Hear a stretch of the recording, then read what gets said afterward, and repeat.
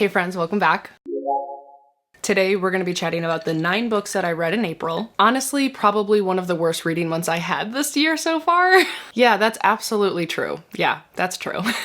We'll get into it. Let's start. I don't even know where to start. Okay, I guess let's start just with what's on top. I read Wild and Wrangled by Lila Sage. This is the 4th and final installment in the Rebel Blue Ranch series. And it's a little bit bittersweet because I have loved being in this small town, getting to know all of these characters with such intimacy and heart. I have gone into every single one of these books with a positive, I am just here for the good yeehaw cowboy vibes, and that's what I get every single time. There are some that I like more than others. This one was not my favorite, but that still doesn't really mean anything because I still had a great time while reading it. Yes, this is a romance series. You don't necessarily have to read the other 3 books before you pick up this one, but I would recommend it in order to actually see and understand all of the dynamics that are evolved up until this 4th book. You will potentially get some spoilers from the previous 3 books just because you're seeing in this book who is all together. I do think that Lila Sage does a good job at not spoiling the previous books so that they really could be read as a standalone in theory, but I think what would have made it even better in this book was if we really did get in-depth situations and scenes that involved even more characters from the previous books. I think it would have been nice to just tie it all together and really see where everyone really ended up. Even though each book does have a bow at the end, we know where each couple ends up, I do think that that might have been what was missing in this one for me. And that might be stupid because I know that this is their story, right? Which has a present day timeline and throwbacks to when they were in high school because this is high school second chance romance sort of vibe. And I loved those flashbacks. I think that their relationship was written really well. I am excited to see where Lila Sage goes and how she progresses as a writer because I do think that she has really, really good fundamental skill. And she's just so cute. I just love her so much. This one I ended up giving a 3.5 to a 4. It feels good, but I do think that I will forget it eventually. You know what I'm saying? This wrap up actually, now that I'm looking at everything, it's going to be a little bit difficult because there are many books that I feel very subpar about. And if they're a middle of the road book for me, that does mean that it's a little bit hard to give you solid reasons and explanations. So, we're gonna do our best here. I also read Watermoon by Samantha Soto Yambao, and it is so close. It is so close to being such a good book. Man, I think the concept is really cool, very inventive, almost Starless Sea-esque, but it centers around a pawn shop where people can go and sell their regrets. And there's a lot of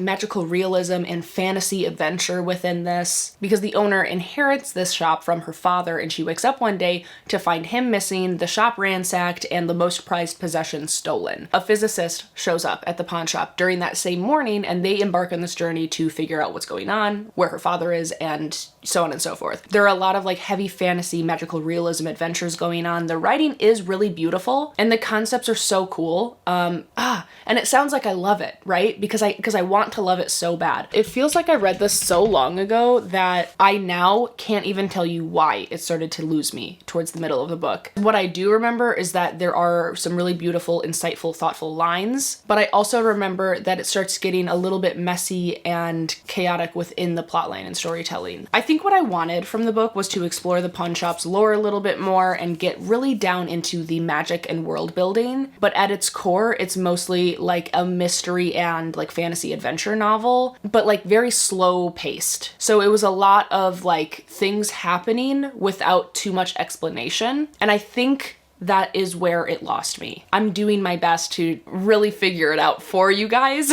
I would say if this one sounds good to you, then I would try it. Just be ready for a slow burn fantasy mystery adventure and be along for the ride because it is fun. I do like it, but it is also a 3.5 or a 4. I also read Tokyo Ueno Station by Yumiri. Was so excited to pick up this book by her. This is centered around a ghost that haunts Tokyo's busiest train station, which is Ueno Station. I was so excited going into this book. I thought it was going to be sort of a cutesy little haunting of this train station, of this cutesy little ghost. No, it was really sad. It was not a cute, fun time. It was very much a thought-provoking and emotional read, which is fine. I just was absolutely not prepared for it. I think that this book is fundamentally an incredibly written book because we're talking about very difficult topics through the eyes of a ghost. We learn a lot about his history and how he has always sort of experienced love and loss and unluckiness, and how he is now doomed to haunt this train station, and even just how he became a ghost. It very much is a discussion discussion on classism and inequalities within said classism and how invisible these people feel sometimes, like hence why I think that it was really good to make the main character a ghost. It really is a good book. I just totally was not expecting it to be what it was. I literally thought it was going to be a silly, goofy time, and it was a tragic, sad time, and I, again, not expecting it. So I think I'm giving it a 4. I do think that it is, like, again, really beautiful. There were some of the, like, multiple timelines and, like, jumping around to different situations within the narrative that I didn't really like that much. Sometimes jumping around takes me out of the story personally, so that's why I think that I'm giving it, like, again, a 3.5 to a 4. Next, I read both of Trang Ton TR's books, She is a Haunting and They Bloom at Night. Trang was in Indianapolis for an author event that I moderated the interview for, and it was the scariest thing that I've ever done in my entire life, and I survived. Both are YA queer horrors, and both are sort of musing on body horror and familial strife in different ways. This one is our main character Jade is going to Vietnam for the summer because she needs money to get through college, and that is the like ultimatum that her dad has given her, that she has to go to Vietnam and spend the summer with him, even though like they haven't had a good relationship and it's very not great.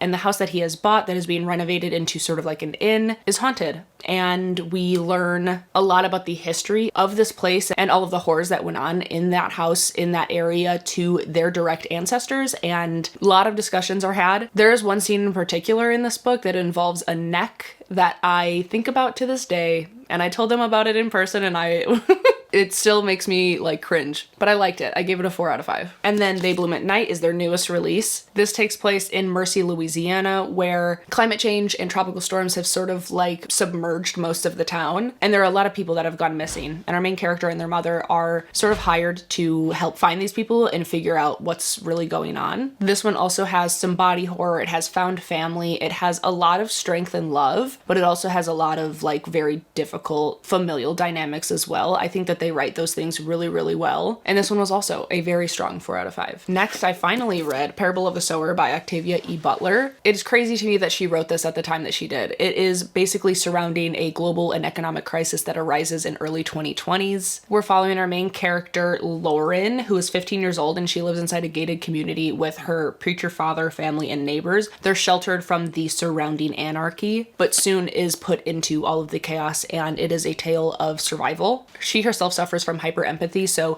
anything that anyone else is feeling, like even if someone gets shot or hurt in any way, she also feels that pain, which is very like debilitating, obviously, and very dangerous for her. But she takes all of this strife and hardship and starts her own sort of like belief and faith system, and that is what she begins to call as Earthseed. And her overall goal is to find a group of people, like-minded people, and go kind of start a commune and, you know, find a better place to live, because there's got to be a better way, right? I think that it is obviously a classic for a reason. I think that it is very well written. My reading experience was okay. I by no means am taking away from anything that this book has done, because it is very vivid and very well written. I think it could have been a little bit shorter. I found that the pacing was a little bit slow at some times, and though I do appreciate every single thing that is written in here, I just ultimately feel like pretty okay about it, you know? Like, again, a 3.5. What was my reading month? Okay, we have 3 more, and once again, these next 2 I don't want to go into deep detail on because I'm actively in the middle of a reading vlog where they both are featured. I read Never Let Me Go by Kazu Ishiguro, as well as On Earth We're Briefly Gorgeous by Ocean Vuong. Both of these are, again, in a reading vlog that is coming out, I'm hoping next week, if I can get my butt in gear and finish the other 3 books. Moral of the story is I do still recommend both of these books if you like sort of like a slow burn, surreal, almost like dark academia in a way. Maybe that's like super off base. I feel like I've seen dark academia described on Never Let Me Go, because this is surrounding kids who are at this like institution and they are tasked with creating. So like their value is directly tied to how well and how much they can create, which I think is really cool. It devolves into a lot more than just that. It's a book that I can't really talk about without spoiling things, so I would recommend it, but I do have many thoughts about it. On Earth We're Briefly Gorgeous is a difficult read. It's a letter from a son to a mother who cannot read, and it's basically him finally like talking to her about everything that has ever gone on in his life, and it's been very hard. It's a brutally honest exploration of race, class, masculinity, and violence and trauma, but undergirded by compassion and tenderness. Star ratings and reviews to come soon. The last book that I read last month was also on my Kobo, and it is Friends, A Great Big Beautiful Life by Emily Henry. I decided that I didn't need to purchase the physical copy because I'm part of Libro.fm's ALC program, and so I got this a little bit early and started listening to it, and I determined that I didn't like it enough to actually own, and I am glad that I did that because I, again, feel very subpar about it. I have a reading vlog where I read Great Big Beautiful Life and Wild and Wrangled together in the same week. I'll link it down below if you're interested. But Great Big Beautiful Life is very much think Daisy Jones and the Six, Seven Husbands of Evelyn Hugo together, but also written by Emily Henry. Our two main characters are writers, and they're sort of competing to tell this old not Hollywood, but like this tabloid princess. She's been out of the picture for a long time, but now she wants to tell her story, and both of these writers are competing on who gets to tell her story. And they obviously are attracted to each other. They are the romantic figures. And so we are getting a romantic storyline between them, but the story itself is mostly about Margaret, the like tabloid princess starlet that wants her story told. It was a chore to finish the book, I'm not gonna lie. I love Emily Henry. I love her, but this one was not necessarily for me. I liked our main characters. I think that their romance was a fun thing to read. And I think that by the end of the book, I finally understood like why they were both here and really the point of it all. But until I got to that point, I was absolutely completely bored with following Margaret, her backstory, all the way to like her great-great-grandfather. Like we needed all of the background ever to understand who she is, why she is the way she is, and everything that's happened to her in her life. Like I understand the book. I didn't care. I just truly did not care about Margaret's past and present and anything. I was very checked out. Did I sob at the end? Absolutely, I sure did. I think that the last 10% or so really got me good. The resolutions between our two main characters, the love interest, the resolution between our female main character and her mother, who they have a very difficult relationship, those two resolutions got me good. I sobbed, but it still didn't do enough for me to give this one a higher than a 3. It's so defeating. Did I not have a single 5-star this month? I didn't have a single 5-star this month. Wow, that's the first time it's happened all year. I feel like that's the first time this has happened in a really, really long time. Wow, yikes. I feel like I'm a pretty generous reader too. Like I go in for a good time quite often. You know what I'm saying? So that sucks. Let me know your favorite book down below that you read in the month of April. I am hopeful for a better reading month in May. I have some really exciting books on the docket for specific reading vlogs, as well as some other projects that I'm working on. So I am excited to share them all with you so soon. In the meantime, thank you so much for being here and hanging out with me for a little bit. If you're still here and don't know what to comment down below, give me the cloud emoji down below. And while you're down there, please do subscribe and like the video. I always appreciate your support. And of course, be kind to one another and happy reading. Bye.